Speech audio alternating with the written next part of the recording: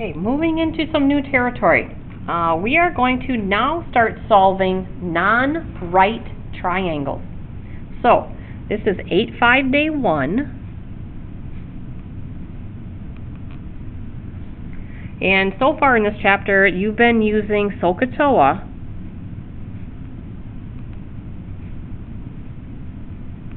to solve right triangles. But not every triangle in our situations will be right triangles. So we need alternate ways to solve the non-right triangles. And we're going to have 2 ways to do that. We're only going to learn 1 today. So what we're going to use today is called law of sines. Law of sines can be used to solve any class of triangle.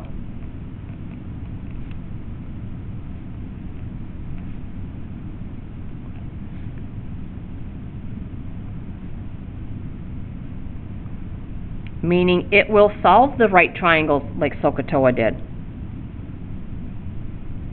It will solve acute triangles. And it will solve obtuse triangles. If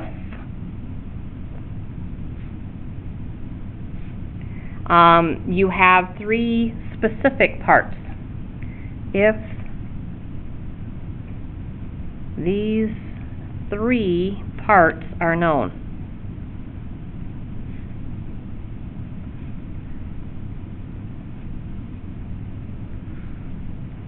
You would have to have angle, side, angle. That would mean 2 angles and then the side connecting them. So angle, side, angle, you can use law of sines. If you have angle, angle, side,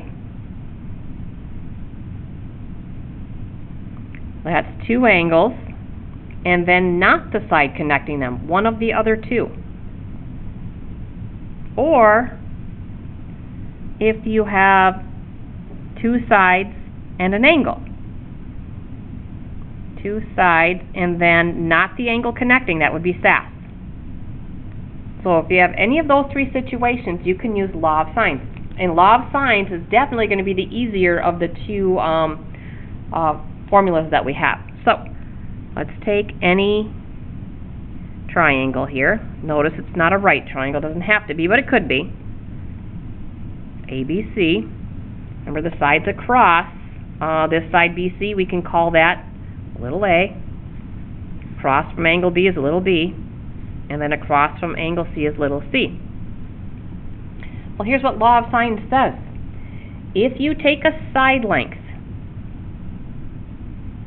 and you divide by the sine of its corresponding angle,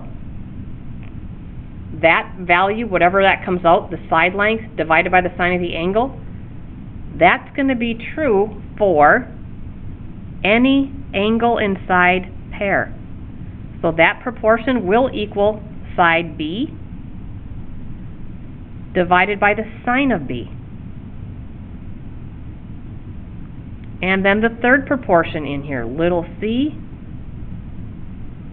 over sine of c.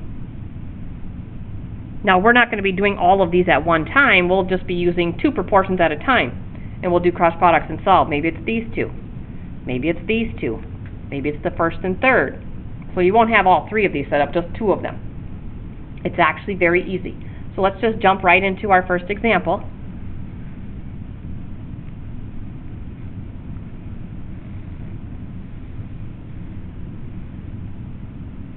Got triangle FGH.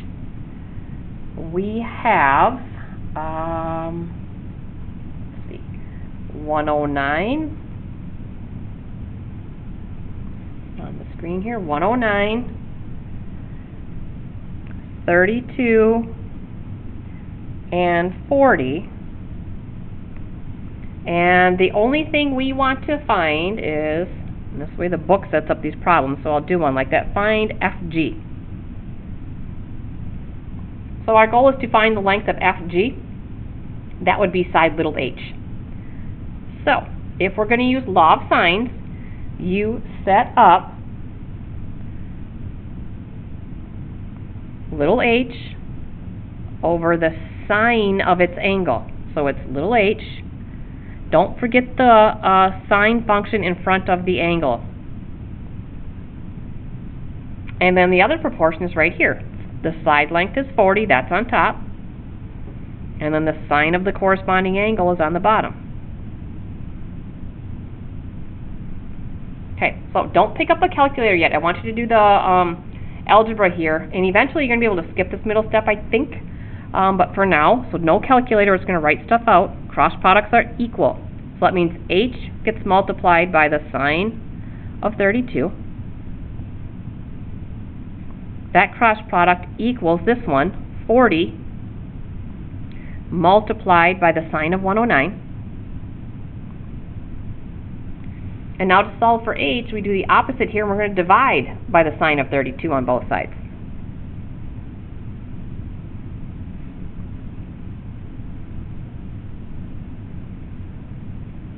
And now it's just making sure you can use your calculator. Definitely try this to make sure you can get this answer, so you know how to use your calculator. You might need parentheses, you might have to hit enter. I'm going to go 40 times the sine. And notice when I hit my calculator, it gives me a parenthesis. I have to close it off after my angle, or I will get the wrong answer. So sine of 109, I have to close that parenthesis. And now I want to divide by the sine of 32. Oops, forgot sine. Sine of 32. I could close the parenthesis, or I can just hit enter because I'm done. But I'm going to get in the habit of closing parentheses after my angle. So, side h is 71.37. And that's all we're finding on that one. Okay. Let's see how it looks when there's an angle missing. But still setting up proportions. So number 2.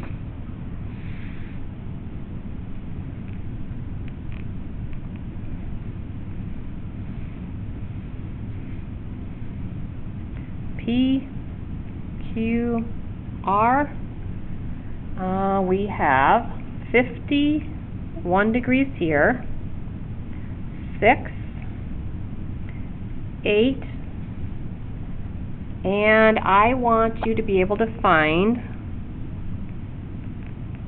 the measure of angle Q. Well, if you look at Q, you don't know Q and you don't know the side across from it, so we can't really get started right off the bat there. But I do have an 8 across from a 51, so I can start there. And I've got a side length of 6, which is going to let me find angle R first. So I'll be able to find R first with law of sines. Once we have R, then it's just a little 180 trick to get to Q. So just an extra step in here, not being able to find what we want directly right off the bat. So let's start with our proportions. Side length on top. Divide by the sine of its angle. Same thing here, side length on top. And then sine of R, which we'll be able to solve for this. It's our only unknown. So, again, it's still cross products. Nothing changes there. Don't pick up a calculator. 8 gets multiplied by the sine of R. And then 6 will get multiplied by the sine of 51. Okay, my R is hidden in here, so I do need to get rid of the 8 in my next step. So I'm going to divide by 8. Divide by 8. Now take a look at what I'm going to have left here. I'm going to have the sine of R. Now I do need to do the calculator part here. So 6 times sine of 50, close parenthesis, divided by 8, I get 0.5745. Now remember, this is the sine ratio. If you know the ratio, you can get the angle by doing the inverse. So we've got one extra step on these. To figure out R, we're going to type in inverse sine of this answer, 0.5745. So if you remember your inverses, finding angles, second inverse sine, and I'm just going to use last answer instead of typing that. Last answer. Most calculators have a last answer button, just as a little time saver. Otherwise, you just have to type in 0.5745. And I believe they ask for all of these to the nearest whole degree, so we'll go 35 degrees. So, law of sines, very easy setup. Let's practice one more, though. Maybe there's something extra in here. Actually, I have two more. Let's see. We got J, K, L, 6, 10, 125 degrees. And again, our goal is to find the measure of angle J.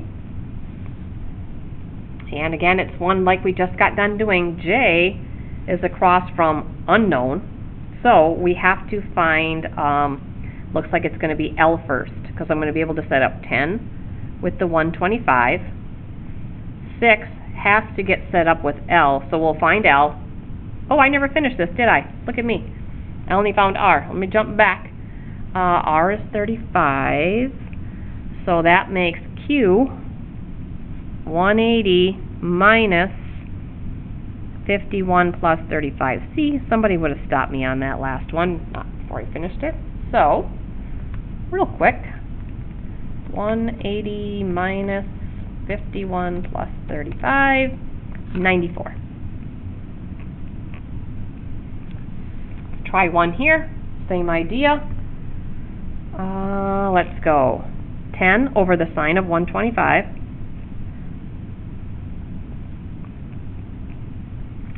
6 over sine L. Cross products. 10 times sine L. 6 times sine 125. Again, I always wait till I'm all the way done with the algebra here before I pick up a calculator. Divide by 10 to get rid of that.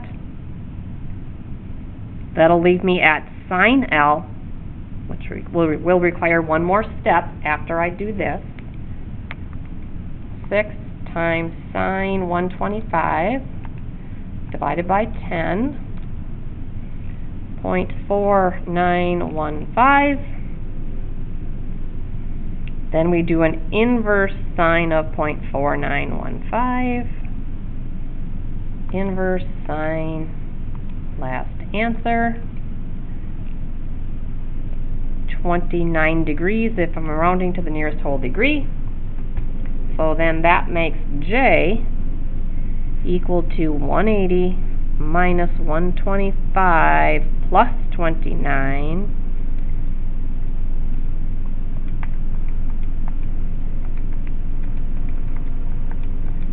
26 degrees. And that ends day one. Law of sines, very easy setup. Hopefully there's no issues there.